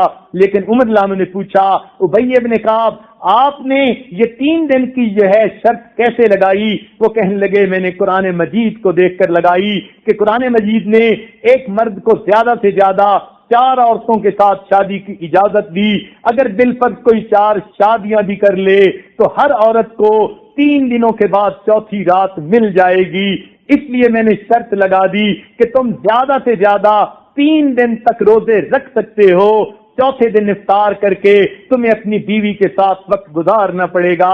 تو کئی مرتبہ نیک لوگ بھی اپنی نیکیوں میں لگ کے اپنی بیویوں سے غافل ہو جاتے ہیں اور یہ بہت خطرناک غلطی ہے۔ اسی لیے کئی مرتبہ کام میں لوگ چلے جاتے ہیں، بیوی کو وقت نہیں دیتے۔ حضرت عمر رضی اللہ تعالیٰ عنہ ایک مرتبہ آ رہے تھے، رات کا وقت تھا، ایک گھر سے ان کو کچھ اشعار کی آواز سنائی دی، جس سے پتہ چلا ایک جوان بیوی اپنے خاوند کی محبت میں شعر پڑھ رہی تھی۔ چنانچہ وہ گھر آئے اور گھر آ کے اپنی بیٹی ام المؤمنین سیدہ حفصہ رضی اللہ تعالی عنہا سے پوچھا کہ مجھے بتاؤ کہ ایک عورت اپنے میاں کے بغیر کتنا وقت آرام سے گزار سکتی ہے؟ انہوں نے کہا جتنی اللہ نے عدت متعین کی ہے، یعنی 4 مہینے 10 دن کی بات ہے۔ چنانچہ عمر لانوں نے قانون بنا دیا کہ ہر مجاہد جو میدان جہاد میں جائے گا 4 مہینے کے بعد بالآخر وہ گھر آئے گا، اپنی بیوی کے ساتھ کچھ وقت گزارے گا، پھر دوبارہ جائے گا۔ چنانچہ اگر ام المومنین سیدہ حفصہ رضی اللہ تعالیٰ عنہ اتنی پاکیزہ شخصیت جو امت کی ماں ہے، وہ فرماتی ہیں کہ 4 مہینے کی مدت زیادہ سے زیادہ ہے، تو پھر جو لوگ سالوں اپنی روزی کی خاطر دوسرے ملکوں میں رہتے ہیں، وہ جی جوان بیٹا ہے مگر انگلینڈ چلا گیا اور جو ہے اس کی بیوی ہمارے پاس رہتی ہے، اب ذرا وہ خود سوچیں کہ جب بیوی 1 سال 2 سال خاوند کے بغیر رہے گی تو پھر گھر میں کیا معاملہ ہوگا، شیطان کو کتنا موقع ملے گا اس کی بیوی کو برگلانے کا اور گناہ پہ اکسانے کا۔ ادھر بیوی گناہ کرے گی، ادھر خاوند گناہ کرے گا، اور اگر گناہ نہیں بھی کریں گے تو گناہ کی حسرت تو ہر وقت ان کے ذہن میں رہے گی صحیح، تو پھر بھی تو عبادت میں دل نہیں لگے گا۔ لہذا ایسی صورتحال سے بچنا چاہیے جس میں کہ میاں بیوی ایک دوسرے سے 4 مہینے سے زیادہ جدا ہوں۔ ہاں کبھی کوئی ایسی ضرورت ایک مرتبہ پڑ جائے کہ جیسے بالفرض کوئی 9 مہینے کے لیے چلا گیا، سال کے لیے چلا گیا، بیوی بھی بخوشی اجازت دیتی ہے، خامد بھی ہے، تو پھر ایسی صورتحال میں یقیناً بیوی اپنے وعدے کا پاس کرے گی، اس لیے کہ اس کے مشورت سے یہ بات طے ہوئی۔ مگر عام حالات میں ہم دیکھتے ہیں کہ بچے دوسرے ملکوں میں کام کاروبار کرنے کے لیے، کوئی سعودی عرب گیا 5 سال سے نہیں آیا، کوئی فلاں جگہ گیا 7 سال سے نہیں آیا، یہ بہت معیوب بات ہے، ہرگز نہیں۔ بیوی کا حق ہے اور یہ وقت دینا خاوند کی ذمہ داری ہے۔ روزی ملتی ہے نہیں ملتی، گھر واپس آؤ، تم بھی بھوکے رہو گے، بیوی تمہارے ساتھ بھوک برداشت کر لے گی، اسے تمہاری ضرورت ہے، اسے مرغن غذاؤں کی ضرورت نہیں۔ لہذا اس پوائنٹ کو بھی ذہن میں رکھنا چاہیے، اور یہ خطرناک غلطی کبھی نہیں کرنی چاہیے کہ انسان اپنی بیوی کو وقت نہ دے سکے۔ چھٹی خطرناک غلطی عام طور پر جو خاوند کر لیتے ہیں وہ یہ کہ گھر میں اصولوں کی پابندی بیوی سے کرواتے ہیں مگر خود اصولوں کی پابندی نہیں کرتے۔ یہ بہت بڑی غلطی ہے۔ بیوی کو تو کہیں گے تم نے کزن سے پردہ کرنا ہے، کزن سے بات نہیں کرنی، لیکن جب اپنی کزن آتی ہے خود اس سے پردہ نہیں کرتے، خود اس سے ہنس ہنس کے باتیں کر رہے ہوتے ہیں۔ بیوی کو کہتی ہیں تم نے نامحرم کی طرف دیکھنا نہیں، اور خود بیوی کی موجودگی میں نامحرم لڑکیوں کو للچائی نظروں سے دیکھ رہے ہوتے ہیں۔ پھر یہ جھگڑا نہیں بنے گا تو کیا بنے گا؟ اصول سب کے لیے ہیں، اگر اصول اس کے لیے ہیں تو اصول آپ کے لیے بھی ہیں۔ چنانچہ مجھے کیلیفورنیا میں ایک ایسی خاتون ملی، بیچاری نیک تھی مگر اس کا خاوند اس کو فل حجاب میں رکھتا مگر اپنے لیے آزادی، وہ بیچارہ کوئی غیر مقلد قسم کا نوجوان تھا۔ بیوی کو کہتا تمہارے لیے حجاب کا حکم ہے، اور مزے کی بات ذرا دیکھیے کہ ایک مرتبہ چھٹی کے دن بڑا خوش ہوا، کہنے لگا چلو میں تمہیں بیچ پہ لے کے جاتا ہوں۔ اب وہ بیچ پہ لے کے اپنی بیوی کو گیا، ہاتھ میں دستانے پہنائے اور پورا اوپر سے جو ہے نقاب والا برقع پہنایا، پاؤں میں جرابیں پہنائی، تو بیوی کو تو اس طرح پہنا کے لے گیا، اور جب خود ساتھ گیا تو اس نے شارٹ پہن لی اور اس کی رانیں آدھی ننگی ہیں، اور وہ بیچ کے اوپر بیوی کو لے کے جا رہا ہے۔ تو میاں تم ذرا عقل کے ناخن تو لو، تمہاری مت ماری گئی، تمہاری عقل چلی گئی۔ بیوی کے لیے تو اتنی پابندیاں، اور اپنے لیے تمہاری یہ حالت ہے کہ شارٹ پہن کے آدھی رانیں ننگی کر کے تم دوسری جگہ جا رہے ہو جہاں غیر مسلم لڑکیاں بھی ننگی پھرتی ہیں، اور پھر وہ خود غیر مسلم لڑکیوں کو تو دیکھتا رہتا اور یہاں تک کہ کمنٹس بھی کرتا یہ لڑکی ایسی ہے، یہ ایسی لگ رہی ہے۔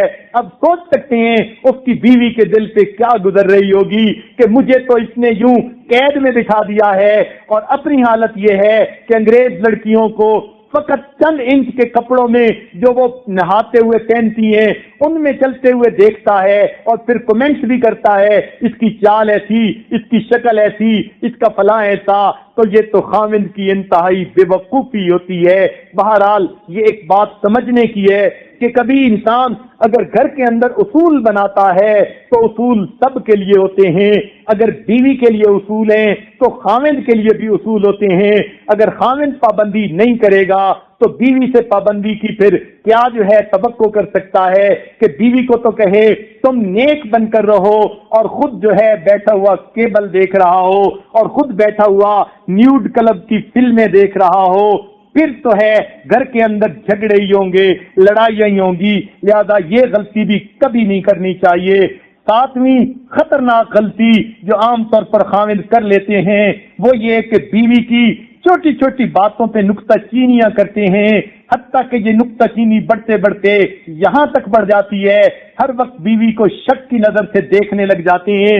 یہ شک ایک مرض ہے، اگر کسی کو یہ مرض لگ جائے تو اس کو تو پھر ہوا پہ بھی تنقید کرنی ہوتی ہے، ہوا پہ بھی اس کو شک ہو جاتا ہے یہ اس وقت کیوں ہل رہی ہے، میری بیوی کو کوئی میسج تو نہیں لا کے دے رہی۔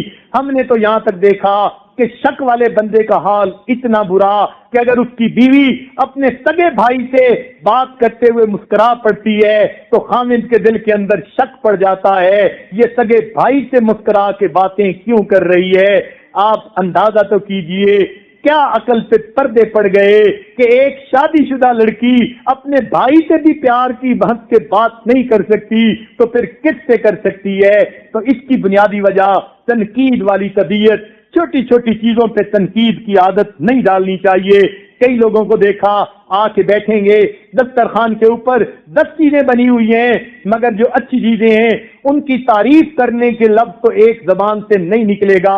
اگر چٹنی میں نمک زیادہ ہے فوراً کہیں گے چٹنی میں نمک زیادہ ہے یا فلاں چیز میں یہ زیادہ ہے، تو تنقید فوراً کر دیتے ہیں اور تعریف کی کبھی توفیق نہیں ہوتی۔ چنانچہ ایک جگہ میرا جانا ہوا، وہاں پر ایک وزیر صاحب تھے، ان کی بیوی نے اپنے میاں کی بات بتائی کہ ساری زندگی میں نے ان کے کھانے خود پکائے، آج تک انہوں نے کبھی میرے کھانے کی تعریف نہیں کی۔ جتنے مہمان آتے ہیں تعریف کر کے جاتے ہیں، جتنے لوگ آتے ہیں تعریف کر کے جاتے ہیں، اور واقعی ہمارے لیے بھی جو کھانا پکا اتنا اچھا تھا، کیونکہ حدیث پاک میں ہے ہم نے بھی اس خامد کو کہا کہ کھانا ماشاءاللہ بہت اچھا تھا۔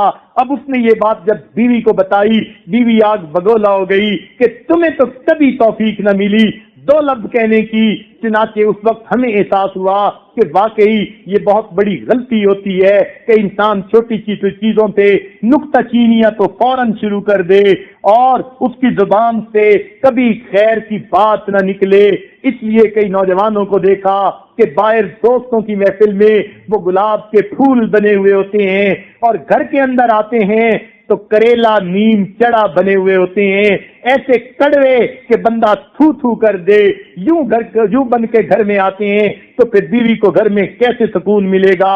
اس لیے یہ 7ویں غلطی کبھی نہیں کرنی چاہیے کہ انسان کبھی بھی اپنی جو ہے گھر میں چھوٹی چھوٹی چیزوں پہ نکتہ چینیاں نہ کرے۔ کئی لوگوں کو بچوں پہ نکتہ چینیوں کی عادت ہوتی ہے، ذرا سا اونچا بول پڑے فوراً کیوں اونچا بول رہے ہیں، ارے بچے ہیں اونچا نہیں بولیں گے، کھیلیں کودیں گے نہیں، بھاگے دوڑیں گے نہیں تو پھر یہ کیا کریں گے؟ تو نکتہ چینی کی عادت نہیں، اصولی باتیں ہوں ان کو سمجھانا چاہیے، بڑی باتوں کو بتانا چاہیے، چھوٹی چھوٹی باتوں کو نظر انداز کر دینا چاہیے۔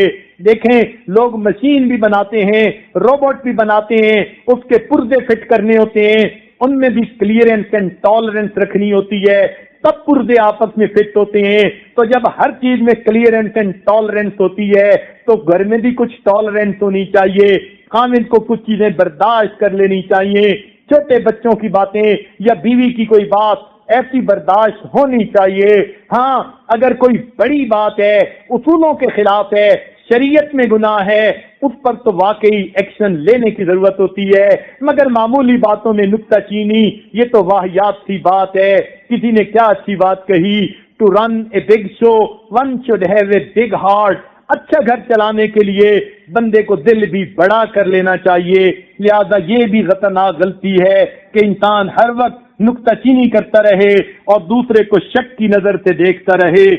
8ویں اور خطرناک غلطی یہ ہے کہ انسان دوسروں کی وجہ سے اپنی بیوی کے ساتھ جھگڑ دیتا ہے. یہ بہت بڑی غلطی ہے. ایک اصول یاد رکھیے، اس عاجز کا تجربہ ہے، میاں بیوی ایک دوسرے کی وجہ سے کبھی نہیں جھگڑتے. جب بھی جھگڑتے ہیں کبھی نہ کبھی تھرڈ پرسن کی وجہ سے جھگڑتے ہیں. وہ تھرڈ پرسن وہ خاوند کی ماں بھی ہو سکتی ہے، خاوند کی بہن بھی ہو سکتی ہے، بیوی کی ماں باپ بھی ہو سکتے ہیں، بیوی کے بہن بھائی بھی ہو سکتے ہیں، بزنس ہو سکتا ہے، کوئی اور چیز ہو سکتی ہے. ہمیشہ تیسرے کی وجہ سے میاں بیوی کے درمیان جھگڑے ہوتے ہیں. لہذا کبھی بھی آپس میں نہیں جھگڑنا چاہیے کسی تیسرے کی وجہ سے، اور تیسروں کو بھی خیال کرنا چاہیے کہ کوئی ایسی بات نہ کریں جس سے میاں بیوی کے درمیان جھگڑے ہوں. یاد رکھنا، لیلۃ القدر میں سب بندوں کی بخشش ہو جاتی ہے، چند بندوں کی بخشش نہیں ہوتی. حدیث پاک میں فرمایا گیا، ایک وہ بندہ جس کے دل میں مومن کے بارے میں کینہ ہوتا ہے اللہ تعالیٰ اس کی بخشش نہیں کرتے، اور ایک وہ بندہ جو کسی میاں بیوی کے درمیان جھگڑا کھڑا کر دیتا ہے، میاں بیوی کے درمیان نفرت کا باعث بن جاتا ہے، میاں بیوی کے درمیان دوری کا باعث بن جاتا ہے. حدیث پاک میں فرمایا گیا کہ ایسے بندے کی شب قدر کے اندر بھی مغفرت نہیں کی جاتی. لہذا ساس کو بھی سوچنا چاہیے، اگر میں نے کوئی ایسی بات کر دی جس کی وجہ سے میرے بیٹے نے بیوی سے جھگڑا کر لیا تو میں کہیں ان میں تو شامل نہیں ہو جاؤں گی. سسر کو بھی یہی سوچنا چاہیے، نند کو بھی یہی سوچنا چاہیے، رشتہ داروں کو بھی یہی سوچنا چاہیے. ہم کوئی بات ایسی نہ کریں ہماری وجہ سے میاں بیوی کے درمیان فاصلہ ہو جائے. اگر فاصلہ ہو گیا یہ اتنا بڑا گناہ ہے، اللہ تعالیٰ شب قدر میں بھی بخشش نہیں کرتے. پھر ہمارا کیا بنے گا؟ لہذا میاں بیوی کو ایک دوسرے کے ساتھ کسی تیسرے کی وجہ سے ہرگز نہیں جھگڑنا چاہیے. یہ 8ویں بڑی خطرناک غلطی ہوتی ہے. 9ویں خطرناک غلطی وہ یہ ہوتی ہے کہ چھوٹی چھوٹی بات پہ انسان اپنی بیوی پہ شک کرتا ہے، الزام لگا دیتا ہے. یہ جو الزام کی بات ہے یہ بہت بڑی بری ہوتی ہے. خاوند نے دیکھا بیوی فون پہ بات کر رہی ہے، وہ بتا بھی رہی ہے کہ میں نے فلاں سے یہ بات کی، نہیں تمہیں کس کا فون آیا. اس قسم کے شک میں نہیں پڑنا چاہیے جب تک کہ کوئی ٹھوس بات سامنے نہ آئے یا شرعی دلیل سامنے نہ آ جائے. چھوٹی چھوٹی باتوں پہ شک میں آ جانا اور الزام لگا دینا یہ گھر کی بنیاد اکھاڑ دیتی ہے. یاد رکھنا، بیوی خاوند کا ہر ظلم برداشت کر سکتی ہے، خاوند کا الزام برداشت نہیں کر سکتی. تو جو لوگ اپنی بیوی پہ الزام دیتے ہیں، اور کئی ایسے ہوتے ہیں کہ ضروری نہیں کہ اخلاقی طور پر الزام، غلطیوں کا الزام بھی بیوی پہ، یہ نقصان ہوا تیری وجہ سے، بچے بگڑ گئے تیری وجہ سے، فلاں کام وقت پہ نہ ہوا تیری وجہ سے. یہ الزام ہی تو ہیں، صرف اخلاقی الزام ہی تو نہیں ہوتے، دوسرے بھی تو الزام ہوتے ہیں. تو جن خامدوں کو یہ عادت ہو ذرا سی بات پہ بیٹے نے بات نہ مانی، بیوی کو کہا تو نے بگاڑ دیا، ارے صاحب آپ بھی تو باپ تھے، آپ نے کون سا اسے سنوار لیا، آپ بھی بگاڑنے میں برابر کے شریک ہیں. تو یہ جو بیوی پہ ذرا سی بات پہ الزام دے دینا کہ تم نے جو ہے ہم وقت پہ تقریب میں نہیں پہنچے تمہاری وجہ سے، حالانکہ دیر بچوں نے کر دی تھی یا کوئی اور وجہ بن گئی تھی، تو بات پہ بیوی پہ الزام لگا دینا یہ بہت بڑی خطرناک غلطی ہوتی ہے. ایسی غلطی کبھی نہیں کرنی چاہیے. اور 10ویں اور آخری بڑی غلطی عام طور پر جو خاوند لوگ کر لیتے ہیں وہ یہ کہ بیوی کو کہتے ہیں کہ تم سے تو مجھے پیار ہے مگر تمہارے ابو اچھے نہیں لگتے، امی اچھی نہیں لگتی، مجھے تمہارے بھائی اچھے نہیں لگتے. عورت کو اگر یہ کہہ دیا جائے کہ اس کے قریب کے محرم رشتہ داروں سے مجھے نفرت ہے، سوچئے پھر اس بچی کے دل پر کیا بیتے گی. اور یہ غلطی تو عام طور پر کر لیتے ہیں. نوجوان لوگ نہیں سمجھتے کہ اس کی کتنی بڑی اہمیت ہے، اس لیے کہتے ہیں خبردار تو نے اپنے گھر نہیں جانا، خبردار تو نے اپنے گھر والوں سے بات نہیں کرنی. اور یہ معاملہ بڑا عجیب ہو جاتا ہے.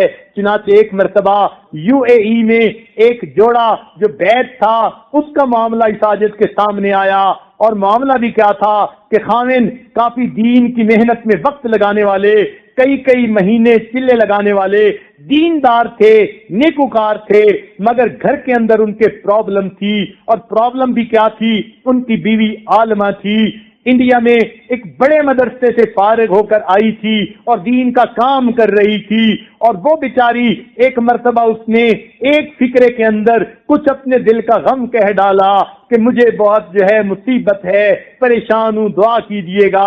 چنانچہ میں نے میاں بیوی دونوں کو بلایا، اور دونوں کو بلا کر جب بات پوچھی، گھر کے حالات پوچھے، میاں تو کہنے لگا جی ہم بڑے پرسکون ہیں، مگر خاموشی سے بیوی بیٹھی ہوئی رونے لگ گئی، اس نے کوئی لفظ بھی نہ کہا۔ اس عاجز نے سمجھ لیا کہ کہیں نہ کہیں کوئی درمیان میں مسئلہ ہے، لوگ اپنی باتیں بتاتے ہیں، پیر حضرات باتوں کو سنتے ہیں، مگر ان بٹوین دی لائن ان کو خود ریڈ کرنا پڑتا ہے، سمجھنا پڑتا ہے کہ معاملہ کیا ہے۔ چنانچہ جب معاملہ سامنے آیا، پتہ چل گیا کہ انہوں نے اپنی بیوی پہ پابندی لگائی ہوئی ہے، تم اپنے گھر فون نہیں کر سکتی، ان کو خط نہیں لکھ سکتی۔ 4 سال گزر گئے تھے، وہ بچی اپنے گھر نہیں جا سکی تھی، اور حالانکہ خاوند کا کاروبار اتنا تھا، 1 سال میں وہ 4 مرتبہ چکر لگا سکتی تھی۔ خاوند خود ہر سال 3 یا 4 دفعہ اپنے ماں باپ کو مل لاتا، مگر اپنی بیوی کو اس نے 4 سال سے گھر نہیں جانے دیا۔ اس پر اور مصیبت دیکھیے، خط لکھنے کی اجازت نہیں، اور مصیبت دیکھیے، فون کرنے کی اجازت نہیں، پھر جلتی پہ تیل کا کام دیکھ لیجئے، خود بیوی کے پاس بیٹھ کے اپنے ماں باپ کو فون کرتا۔ کتنے بڑا ظلم ہے، اور یہ وہ دیندار بندہ اپنی نیک بیوی کے اوپر کر رہا تھا، اور بیوی بیچاری چونکہ نیک اور دیندار تھی، وہ خاوند کی خاطر یہ سب قربانی دے رہی تھی، مگر بیٹی تھی، اس کا بھی دل تڑپتا تھا میں کبھی اپنی ماں سے ملوں، اپنے باپ کو دیکھوں، لہذا اس کا دل غم زدہ رہتا تھا۔ اب بتائیے گھر میں اس کو کیسے سکون ملے؟ لہذا یہ بہت بڑی غلطی ہوتی ہے۔ میں نے اس آدمی کو بلایا اور میں نے اسے کہا کہ دیکھیں آپ کو یہ کیا کوئی شرعی دلیل ہے کہ اگر بیوی گھر جائے گی تو کوئی گناہ کا معاملہ ہوگا؟ کہنے لگا نہیں، ہرگز ایسی نہیں، میری بیوی تقیہ نقیہ پاک صاف ہے، اس کے گھر والے بھی نیک ہیں، مجھے ایسا کوئی خطرہ نہیں۔ میں نے کہا پھر جانے میں رکاوٹ کیا؟ کہنے لگے بس مجھے ویسے ہی وہ اچھے نہیں لگتے۔ میں نے کہا اچھا پابندی سن لیں، اگر تم 1 مرتبہ گھر چکر لگاؤ گے تو 1 مرتبہ بیوی کو بھی چکر لگانے کی اجازت ہوگی، 1 فون آپ کرو گے، 1 فون بیوی کو کرنے کی اجازت ہوگی۔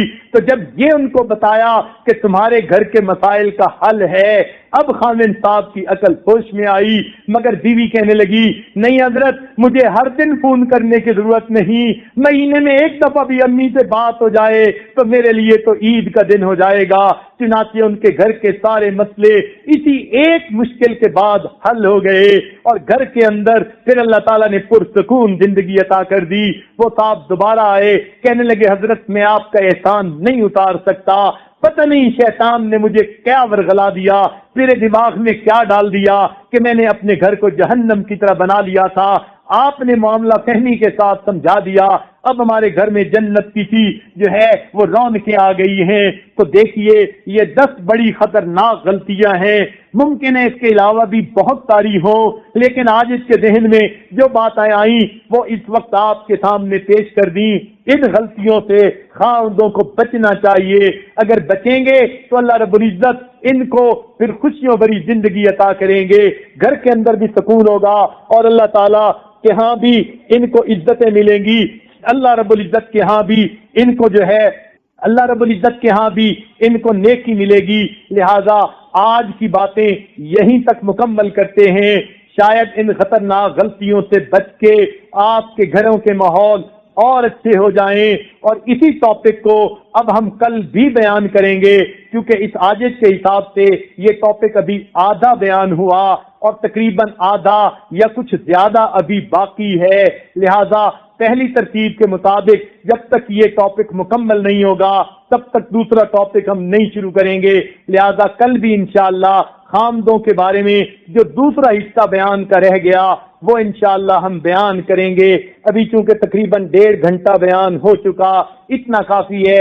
مزید باتیں بتا بھی دیں گے، سننے والے بھی تھک کے اس کو دل سے نہیں سنیں گے، اور جو مرد لوگ بیٹھے ہیں وہ تو پہلے ہی چاہتے ہیں کہ جلدی ٹاپک ختم ہو تاکہ ہمیں مجھے یہ نصیحتیں زیادہ نہ سننی پڑیں. اور اس عاجز کا جی چاہتا ہے کل یہ تازہ دم ہو کے پھر آئیں گے، صاف دماغوں سے بیٹھیں گے، پھر ان کو اگلی باتیں بتائی جائیں گی تاکہ اچھی طرح ان کے ذہن نشیں ہو جائے.